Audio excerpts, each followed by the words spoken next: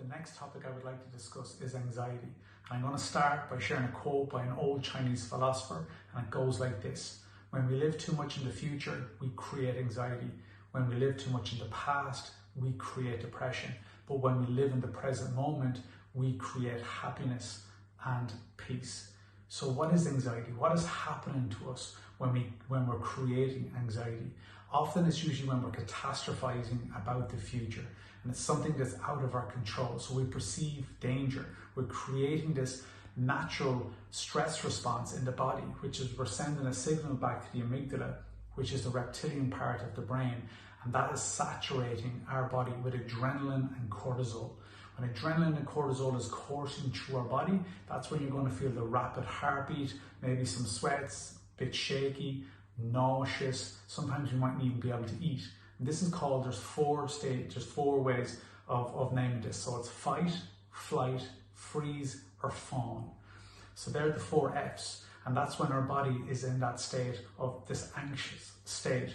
So it's useful to know this and useful to understand that if we can control something in the future, we need to be able to look at it rationally or irrationally. So if we can't control it, then often our thoughts are irrational.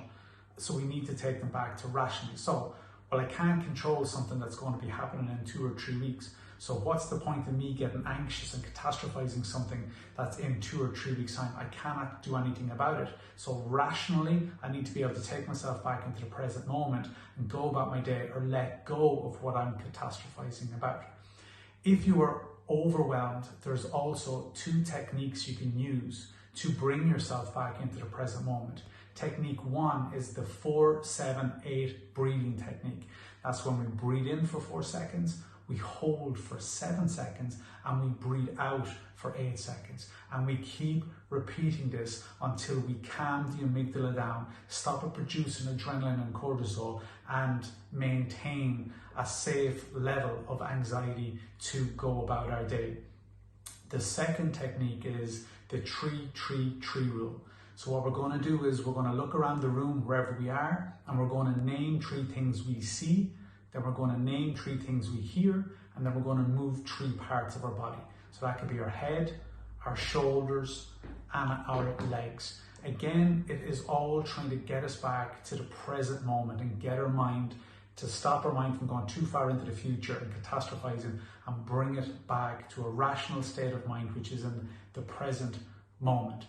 Again, there's one tip I would like to leave you with when it comes to anxiety. A lot of anxiety can be generated and created by our phones. So my tip for you guys is that when you wake up in the morning, do not look at your phone for the first 20 minutes to half an hour. Think about it. You're nicely rested, brain and body's rested, and the first thing you do is go onto social media or something, and you read negative news, or you see a post that you don't want to see, whatever. All of a sudden, the adrenaline and cortisol, boom, gets created.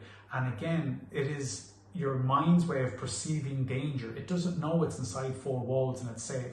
Our brains haven't really developed that much in 70,000 years, so it thinks it's been attacked by something. So it is saturating your body to get you out of perceived danger, not understanding that it's the phone that's causing it.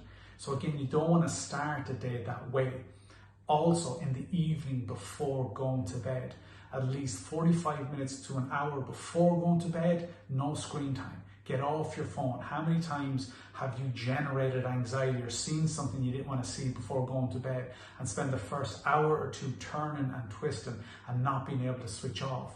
Again, when the cortisol and adrenaline is rushing through your body, there is absolutely no chance you can sleep until that dissipates and dissolves. So again, what you're trying to do is you're trying to get up and try to do some breathing techniques. Look, that's all mindfulness is. Mindfulness, yoga, breath work.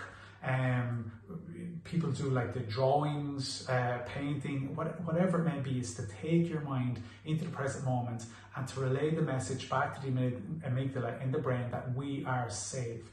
So whatever way you can do that, a few ways I've suggested, but any way you can do that yourself and to calm yourself down, I would suggest doing that. But again, anxiety is usually created when we're living too much in the future. So get yourself back to the present moment. Hopefully this helps, and I will talk to you guys soon. Bye-bye.